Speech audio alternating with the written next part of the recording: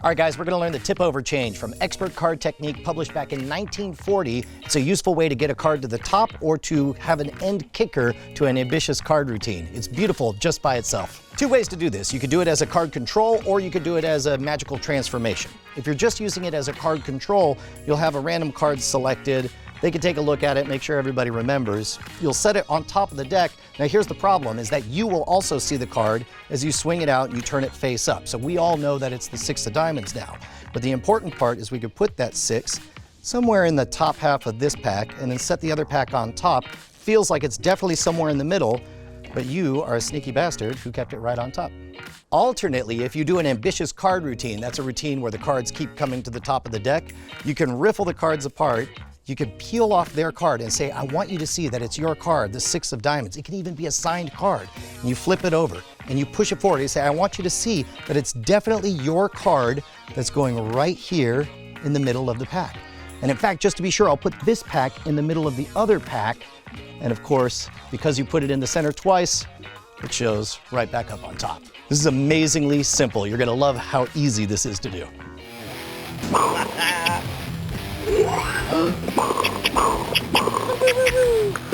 Stop on your knees! Be gone!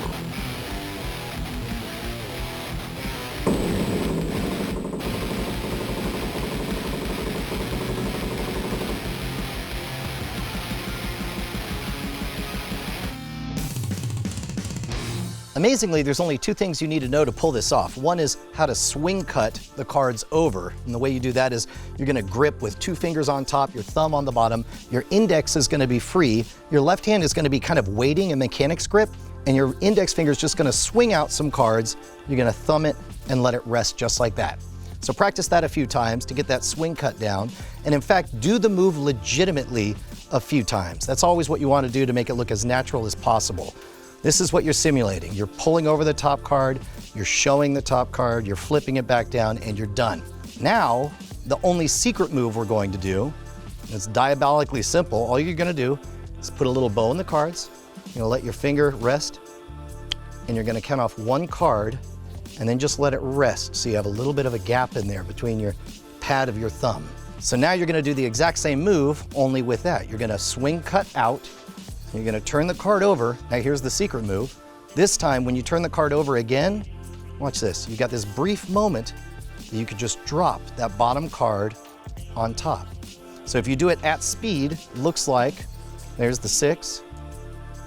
And now it's not the 6, but some random card that you're putting in the middle, and then set the other pack on top, secretly keeping the 6 up there the whole time. This time we'll do it with the 6 reversed, right?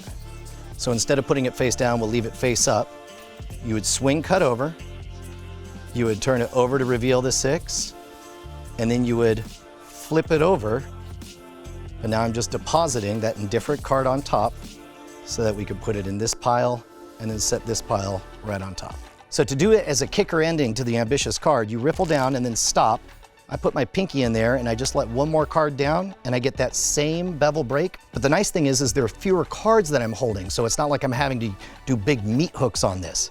And the best part is you're peeling off the 6 on there, which covers all of this nicely. And now look how beautifully slow you could go. I'm gonna take your 6 and I want you to see that it really is your 6. So what I'm doing is I'm pushing their card forward and then I just let go, and there's the indifferent card, but it's all covered up, and of course you don't see it as I turn it face down. The exposed view, the card's already there, but I can very slowly and very cleanly knock it back in, put it right inside the middle of this pack, put this pack in the middle of the other pack, and it comes right back to the top of the deck. This one's an oldie but a goodie. Now the hardest part, of course, is to not telegraph that get ready move. You're gonna wanna move your shoulders and hunch and hide all this stuff. The more natural you can do it, the better it will look. So I strongly encourage you to just practice doing it for reals over and over again, the way it should look. And only after you've done it dozens of times, I want you to practice it by releasing that little card right on the bottom, giving you that amazing illusion.